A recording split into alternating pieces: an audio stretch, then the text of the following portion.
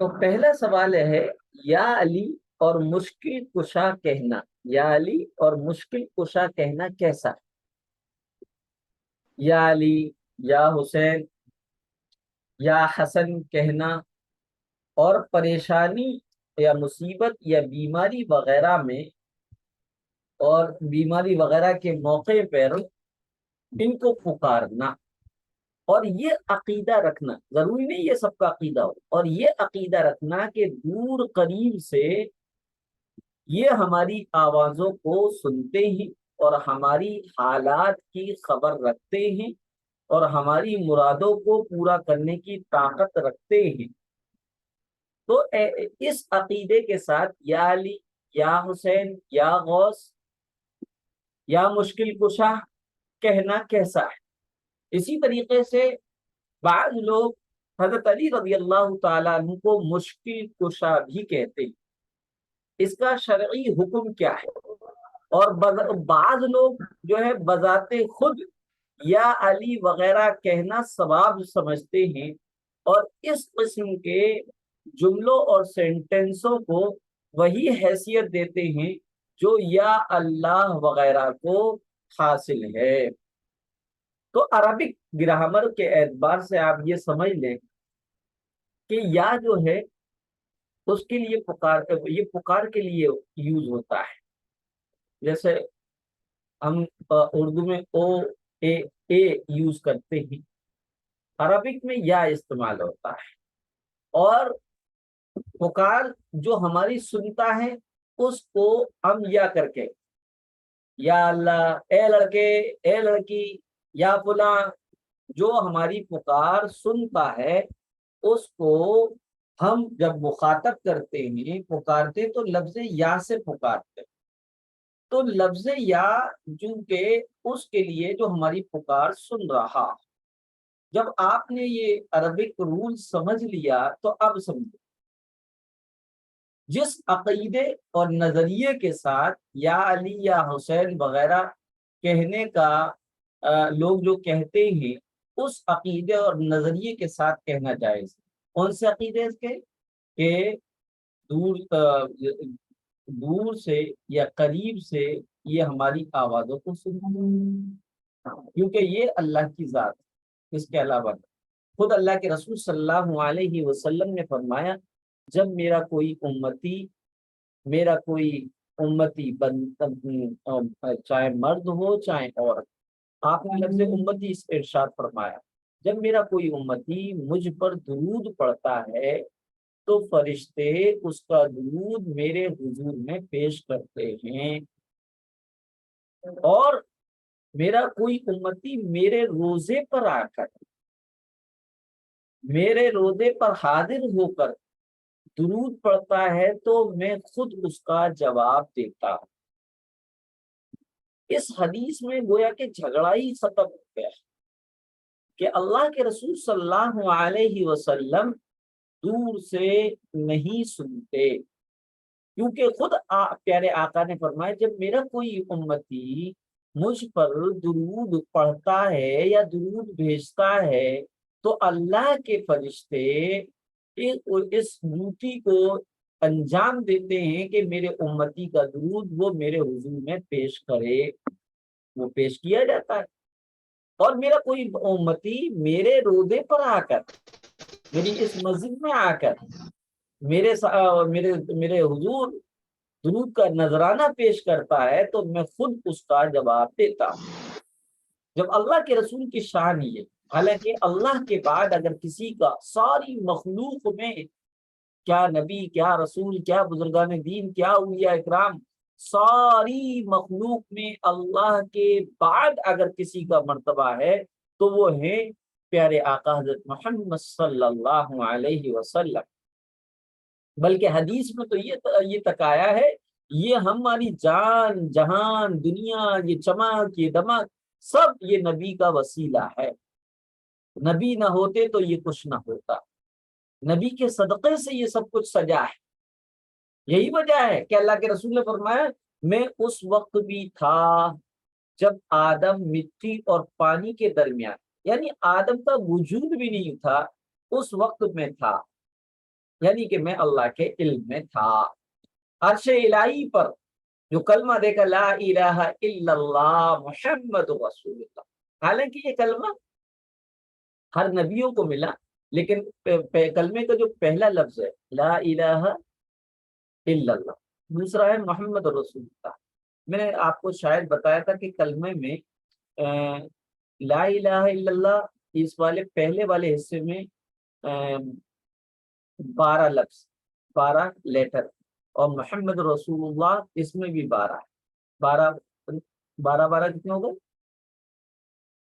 24 ہوتا ہے، 24 اس میں لیٹر ہے۔ اور مزید یہ ہے کہ اس میں حکمت یہ کلمے میں کوئی بھی لفظ نقطے والا نہیں، گویا کہ اللہ کے ساتھ کسی کو اللہ کی ذات پر نقطہ رکھنا گوارا نہیں، رسول اللہ صلی اللہ علیہ وسلم کے برابر اور شریک لا کر کھڑا کر دینا کسی کو یہ بھی درست نہیں، اللہ نے گوارا ہی نہیں کیا کہ نقطے والا لفظ آئے۔ تو لا الہ الا اللہ کے معنی نہیں ہے کوئی معبود سوائے اللہ کے، محمد رسول اللہ کہ محمد صلی اللہ علیہ وسلم اللہ کے رسول۔ یہ کلمہ عرش پر لکھا ہوا، ویسے تو ہر نبی کو کلمہ دیا گیا، آدم علیہ السلام کا کلمہ تھا لا الہ الا اللہ آدم صفی اللہ، نوح علیہ السلام کا کلمہ تھا لا الہ الا اللہ نوح نجی اللہ، ابراہیم علیہ السلام کا کلمہ تھا لا الہ الا اللہ ابراہیم خلیل اللہ، اسماعیل علیہ السلام کا کلمہ تھا لا الہ الا اللہ اسماعیل ذبیح اللہ، ابراہیم علیہ السلام کا اور موسیٰ علیہ السلام کا کلمہ تھا لا الہ الا اللہ موسیٰ کلیم اللہ، اسی طریقے سے عیسیٰ علیہ السلام کا کلمہ تھا لا الہ الا اللہ عیسیٰ روح اللہ، اور ایک کلمہ تھا لا الہ الا اللہ محمد رسول اللہ۔ یہ کلمہ اس وقت وجود میں تھا، اس وقت عرش پہ لکھا ہوا تھا جب کہ کوئی نبیوں کی بعثت بھی نہیں ہوتی۔ تو بہرحال اللہ کے رسول صلی اللہ علیہ وسلم کے مقابل میں کوئی نہیں۔ جب اللہ کے رسول نے اپنی ذات کے بارے میں فرما دیا کہ میرے امتی مجھ پر درود پڑھتے ہیں اور درود پڑھنا چاہیے، اللہ کے رسول نے فرمایا اس شخص کی ناک خاک آلود ہو جس کے سامنے میرا نام لیا جائے وہ درود نہ پڑھے۔ تو بہرحال تو اللہ کے رسول کے اس فرمان میں پورا مسئلہ کلیئر ہو گیا ہے کہ اللہ کے رسول ہر جگہ حاضر و ناظر نہیں ہیں، اللہ کی ذات ہے، ہر جگہ موجود بھی ہے، اور اللہ کی ذات جو ہے ہر ایک چیز کو دیکھ بھی رہی ہے، ہر چیز کو سن بھی رہی ہے، اللہ سمیع بھی ہے، اللہ بصیر بھی ہے، سمیع کے معنی سننے والا، بصیر کے معنی دیکھنے والا، تو اللہ ہر جگہ موجود بھی ہے۔ لہذا جب آپ نے یہ تمہیدی بات سمجھ لی، اب سمجھا جائے کہ جس عقیدے اور نظریے، یعنی اس عقیدے اور نظریے کے ساتھ یا حسین یا علی یا غوث یا صابر یا معین الدین چشتی رحمۃ اللہ علیہ کہنا کہ یہ ہماری پریشانی بیماری کے موقع پر پکاریں گے اور یہ ہماری پکار سن لیں گے اور ہماری حالت کی ان کو خبر ہو جاتی ہے اور یہ ہماری مرادوں کو پورا کرنے کی طاقت رکھتے ہیں، تو اس عقیدے کے ساتھ کہنا جائز نہیں۔ کسی کو یا کے ساتھ اس عقیدے کے ساتھ پکارنا کہ وہ ہر جگہ سے ہماری پکار اور آواز کو سنتا ہے اور ہماری حاجت اور ضروریات کو پورا کرنے کی طاقت رکھتا ہے اور ہمارے حالات کی اس کو خبر رہتی ہے، تو حرام ہے، کیونکہ یہ چیزیں سب اللہ تعالیٰ کی صفات ہیں اور اللہ تعالیٰ کی ذات میں بھی کوئی شریک نہیں، اللہ کی صفات میں بھی کوئی شریک نہیں۔ اسی طرح اللہ کے علاوہ کسی کو بطور دعا اور بطور ذکر اور ورد اور تسبیح اور ذکر کے پکارنا اسلام میں جائز نہیں، کیونکہ یہ عبادت کے زمرے میں آتا ہے، عبادت کی کیٹیگری میں آتا ہے، اور عبادت صرف اللہ جل شانہ کا حق ہے۔ اس تمام تفصیل سے معلوم ہوا کہ جو لوگ یا علی یا حسن یا حسین کہتے ہیں اور اس عقیدے کے ساتھ کہتے ہیں کہ یہ ہماری آواز سننا ہے، ہماری پکار سننا ہے اور ہماری مرادوں کو پوری کریں گے، ہماری پریشانیوں کو دور کر سکتے ہیں، تو اس عقیدے کے ساتھ غیر اللہ کو پکارنا حرام۔ اس قسم کی بے شمار آیات اور احادیث موجود ہیں۔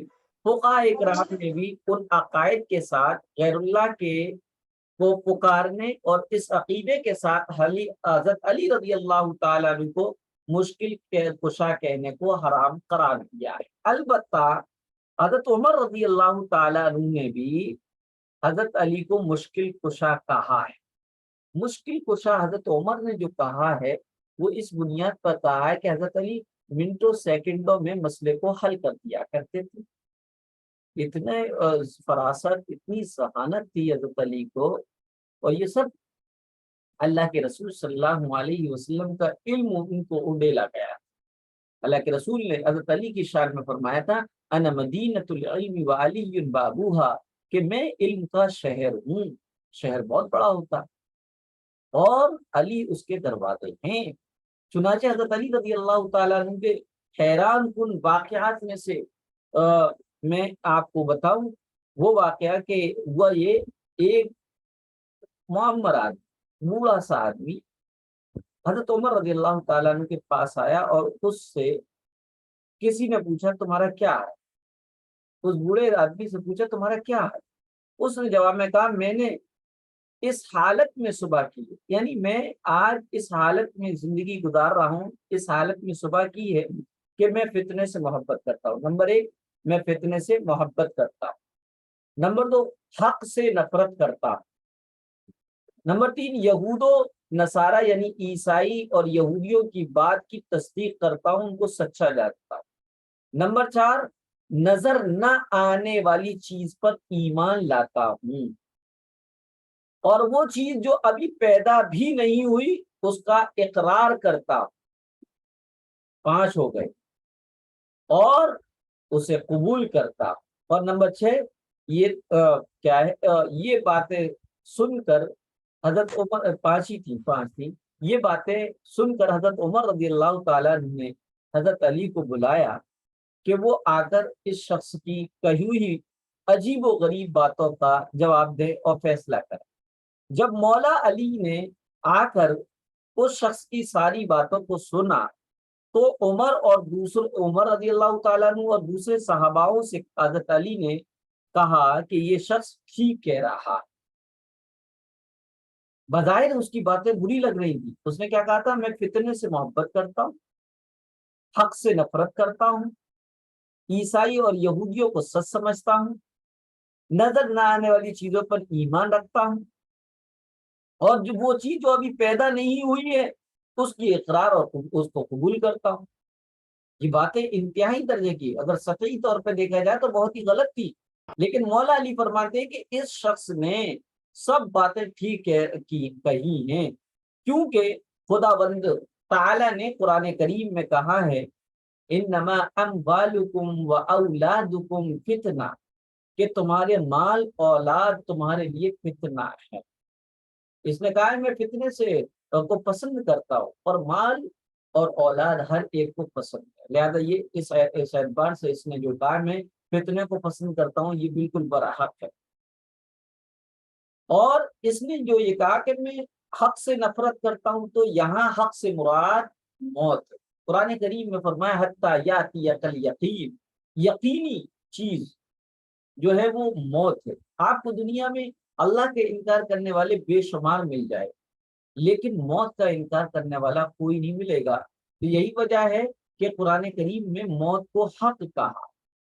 تو اس نے کہا موت کو میں حق سے نفرت کرتا ہوں، اور طبیعی طور پہ نیچرلی طور پر انسان موت سے نفرت کرتا ہے، تو اس اعتبار سے یہ بالکل صحیح۔ اسی طریقے سے یہ جو اس نے کہا کہ یہودی عیسائیوں کی بات کو میں تصدیق کرتا ہوں، ان کو سچ مانتا ہوں، کیونکہ اللہ تعالیٰ نے قرآن کریم میں یہودی اور عیسائیوں کے آپسی جھگڑے کے بارے میں فرمایا وقالت الیہود لیست النصارى علی شیء، یہود کہتے ہیں کہ عیسائیوں کا کوئی مذہب نہیں ہے، وقالت النصارى لیست الیہود علی شیء، اور عیسائی کہتے ہیں یہودی کسی پر نہیں ہے۔ تو یہ شخص کہہ رہا ہے میں دونوں کو حق مانتا ہوں کہ دونوں کسی حق پر ہے ہی نہیں، نہ یہودیوں کا مذہب ہے نہ عیسائیوں کا مذہب ہے، کیونکہ جناب آقا حضرت محمد صلی اللہ علیہ وسلم آ گئے تو سکہ اور ڈنکا آپ کا چھکا، تمام نبیوں کی شریعتیں منسوخ ہو جائیں گی، کوئی نبی اولن تو آئے گا نہیں، اگر کوئی نبی آ بھی گیا تب بھی وہ پیارے آقا حضرت محمد صلی اللہ علیہ وسلم کی شریعت کو فالو کرے گا۔ اسی طریقے سے اس نے کہا کہ یہ بغیر دیکھے جس چیز پر وہ بغیر دیکھے ایمان لانے کی بات کہہ رہا ہے تو اس کی مراد کیا ہے؟ اللہ تعالیٰ۔ اللہ تعالیٰ کو بن دیکھے ہم ایمان لے کر آتے ہیں۔ اللہ تعالیٰ ہماری آنکھوں سے دنیا میں نہیں دیکھا جا سکتا، لیکن آخرت میں اللہ تعالیٰ اپنے فضل سے، اعمال تو ہے اپنے فضل سے، نبی کی سفارش سے اگر جنت میں پہنچتے ہیں تو اللہ جنتیوں کو انعام اور بہت زیادہ بڑی نعمت کے طور پر اپنا دیدار فرمائے۔ یہیں پر رکے، یہ بھی اختلاف ہے کہ اللہ کے رسول نے اللہ کو دیکھا تھا یا نہیں دیکھا تھا۔ ہم کہتے ہیں بالکل اللہ کے رسول صلی اللہ علیہ وسلم نے معراج پر اللہ کا دیدار کیا۔ قرآن کریم میں لا تدرکہ الابصار آیا ہے کہ اللہ کو کوئی آنکھ نہیں دے سکتی، اس سے مراد دنیا کی آنکھ نہیں دیکھ سکتی، اور آپ پیارے آقا جب معراج پڑھتے تو دنیا سے باہر تھے، اس لیے اللہ کے رسول صلی اللہ علیہ وسلم نے اللہ کا دیدار فرمایا ہے۔ بہرحال تو اور یہ جو کہہ رہا کہ جو چیز ابھی پیدا نہیں ہوئی میں اس کا اقرار کرتا ہوں، تو اس سے اس کی مراد قیامت ہے۔ یہ سن کر عمر نے کہا اگر لولا علی لحلق عمر، حضرت عمر رضی اللہ تعالیٰ عنہ نے کیا کہا؟ لولا علی لحلق عمر، اگر علی نہ ہوتے تو میں عمر تو ہلاک ہو ہی جاتا۔ اسی طریقے سے یہ حضرت علی کی ذہانت و فطانت ہے، اس بنیاد پر حضرت علی نے ان کو مشکل کشا کہا، ان کو مشکل کشا کا، منٹوں سیکنڈوں میں مسئلے کو حل کر دیا کرتے تھے۔ مثلا ایک واقعہ اور لکھا ہے حضرت علی کے بے شمار واقعے۔ ایک دو آدمی جنگل میں سفر کر رہے تھے، راستے میں وہ تھک کے بیٹھے، سب لوگوں نے دونوں لوگوں نے مل کر اپنے اپنے کھانے کی پوٹلی تو شیران، پہلے جو ہے ٹفن وغیرہ اب آ گئے، ورنہ تو پہلے لوگ کپڑے میں روٹی باندھ لیا کرتے تھے اور اس کو رکھ لیا کرتے، جہاں بھوک لگتی تھی وہیں پر بیٹھ کے اس کو کپڑے کو کھولا، روٹی نکالی اور کھانا شروع کر دیا۔ تو وہ دو شخص بھی جو ہے اپنا کھانا سامنے رکھ لیا انہوں نے، ایک کے پاس 5 روٹی تھی، ایک کے پاس 3 روٹی۔ اب یہ کھانا کھا ہی رہے تھے کہ ایک شخص سامنے سے گزرا، ان دونوں شخص نے کہا آ جاؤ بھائی کھانا کھا لو۔ وہ بھوکا تھا چنانچہ بیٹھ گیا وہ بھی ان کے ساتھ۔ بیٹھ جانے کے بعد اس نے ان کے ساتھ کھایا۔ کھانے کے بعد جب وہ نیا آنے والا شخص کھانا کھا کر فارغ ہوا تو اس نے 8 روپے 8 درہم دیے اور کہا لو بھائی یہ میری طرف سے ہدیہ ہے، تم اس کو اپنے طور پہ بانٹ لے۔ تو 5 جس کی 5 روٹی تھی اس نے کہا 5 درہم تو میرے ہو گئے، تمہاری 3 روٹیاں تھیں لہذا 3 روپے یا 3 درہم تمہارے ہو گئے۔ لیکن جس کی 3 روٹیاں تھیں وہ راضی نہیں ہوا، انہوں نے کہا نہیں برابر ہوں گے، 4 ہونا چاہیے، 4 درہم ہونا چاہیے، برابر برابر کرو۔ چنانچہ یہ اپنا فیصلہ کرانے کے لیے حضرت علی رضی اللہ تعالیٰ عنہ کے پاس پہنچے۔ مولا علی نے اس 3 روٹی والے شخص سے کہا بھائی تمہارا جو ساتھی جو میں تمہیں 3 روپے دے رہا ہے تم لے لو خوشی سے، اس میں تمہارا فائدہ۔ اس نے کہا مولا علی میں تو یہ 3 نہیں لوں گا، میں تو حق اور انصاف سے لوں گا، چاہے حق اور انصاف سے مجھے کتنا بھی ملے۔ تو مولا علی نے کہا حق اور انصاف کی بات ہے تو تمہیں 1 ہی درہم اور 1 ہی روپیہ ملے گا۔ وہ آدمی پیش میں آ گیا، اس نے کہا واہ بھائی واہ، مجھے 3 دے رہا ہے میرا ساتھی تو میں نے قبول نہیں کیا، اور آپ یہ کہہ رہے ہیں کہ حق اور انصاف سے تمہیں 1 ہی ملے گا۔ کہا ہاں بھائی حق اور انصاف سے تمہیں 1 ہی ملے گا۔ اس شخص نے کہا مولا علی مجھے سمجھا دیجئے کہ مجھے حق اور انصاف سے 1 کس طرح ملے گا۔ تو مولا علی نے فرمایا دیکھو تم لوگ کتنے تھے کھانے والے کے 3، اور روٹیاں کتنی تھیں 5 ان کی تھی 3 تمہاری تھی 8۔ یہ معلوم نہیں کس نے کم کھایا کس نے زیادہ کھایا، اس لیے یہ مان لو سب نے برابر برابر کھایا۔ تو 8 روٹیوں کو 3 میں ڈیوائڈ کریں گے تو کتنے ہوئے؟ 8 روٹیوں کو 3 سے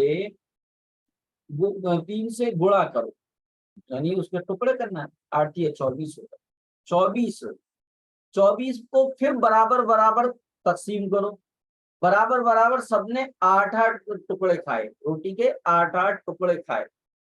اب تمہاری 3 روٹیاں تھیں، 3 روٹیوں کے ٹکڑے کتنے ہوئے؟ 3 روٹیوں کے ٹکڑے کتنے ہوں گے؟ ایک روٹی میں 3 ٹکڑے کرنا ہے، تو 3 روٹیوں کے ٹکڑے کتنے ہوں گے؟ 9 ہوں گے، 9 ہوں گے، جس میں سے 8 تم نے کھا لیے، تمہاری 8 تو تم ہی کھا گئے، ایک بچا تمہاری روٹی کا ٹکڑا۔ اور جس کی 5 روٹیاں تھیں اس کے کل ٹکڑے ہوئے تھے 15، 15 میں سے 8 اس نے کھائے، 5 روٹی والے نے۔ تو جو نیا آنے والا تھا اس نے 60 ٹکڑے 5 روٹی والے کے کھائے، ایک ٹکڑا تمہاری روٹی کا کھایا، لہذا اس اعتبار سے تمہیں 1 گرام ملنا چاہیے، اس کو 5 ملنا چاہیے۔ وہ شخص راضی ہو گیا، اور حضرت علی رضی اللہ تعالیٰ عنہ کی اس میت کو اور ذہانت کو دیکھ کر واہ واہ کہنے لگا۔ اسی طریقے سے ایک واقعے میں لکھا ہے، حضرت علی رضی اللہ تعالیٰ عنہ کے سامنے ایک فیصلہ آیا کہ ایک ہی دن ایک ہی گھر 2 عورتوں کے بچے ہوتے، اور ایک کے یہاں بیٹا ہوتا، ایک کے یہاں بیٹی ہوتی، اور بڑی چالاکی کے ساتھ جو ہے بچے تبدیل کر دیے گئے۔ بچے تبدیل کرنے کے بعد اب جس عورت کے پاس بیٹی ہے وہ یہ کہہ رہی ہے یہ میرا بچہ نہیں، میرا تو بچہ لڑکا تھا، بیٹی نہیں تھی۔ اور یہ حقیقت بھی ہے، الماں کا دل اٹریکٹ ہوتا اپنے آپ، اور بچے کو بھی خوشبو لگتی ہے ماں کی، کیونکہ قوت شامہ سے بچہ علم حاصل کرتا ہے، دیکھ کر، سن کر، سونگھ کر، چھو کر۔ یہی وجہ ہے کہ بچہ جو ہے آواز کو کیچ کرتا ہے، آواز جیسی ہو، گلاس ولاس گرے تو بچہ ایک دم سے چپ ہوگا، اور چپ ہونے کے بعد یہ اپنے اس قوت سے یہ نالج حاصل کرنے کی کوشش کرے گا۔ بہرحال بچے کو ماں کی گود کی خوشبو الگ ہی محسوس ہوتی ہے، یہی وجہ ہے وہ کسی کی گود میں نہیں چپ ہوتا، ماں کی گود میں جاتے ہی فوراً چپ ہو جاتا ہے۔ تو اب فیصلہ کرنا مشکل تھا۔ حضرت علی رضی اللہ تعالی عنہ نے کوئی طریقہ نہیں تھا، انہوں نے کہا کہ ٹھیک ہے، دونوں عورتیں اپنا اپنا آنچل سے دودھ نکالا، چنانچہ دودھ نکالا گیا۔ حضرت علی رضی اللہ تعالی عنہ نے اس کو ایک ہی برتن میں، ایک ہی مقدار میں دونوں دودھ رکھے، اور کہا کہ اس میں جو دودھ گاڑھا ہے اس بیٹا اس کا ہے، اور جس کا دودھ پتلا ہے وہ اس کے لیے بیٹی۔ یہ واقعات اور بھی واقعات ہیں۔ تو بہرحال حضرت علی رضی اللہ تعالیٰ عنہ کو مشکل کشا اس نیت اور اس عقیدے سے کہنا کہ وہ علم کے دروازے تھے، بے تحاشا علم ان کے پاس تھا، اور وہ مسئلوں کو چپکیوں میں حل کر دیا کرتے تھے، تو کہنا درست ہے۔ اور اگر مشکل کشا اس نیت اور عقیدے سے کہا جائے کہ حضرت علی ہماری تمام حالات سے باخبر ہے اور ہمارے دکھ درد کو دور کر سکتے ہیں، تو اس عقیدے کے ساتھ کہنا جائز نہیں ہے۔ اور حضرت علی کیا بلکہ کسی بزرگان دین کو بھی نہیں کہہ سکتے، یا غوث المدد بھی نہیں کہتے، یا دم مدار، دم مدار، بیڑا پار۔ بیڑا پار تو اللہ تعالیٰ کرتا ہے۔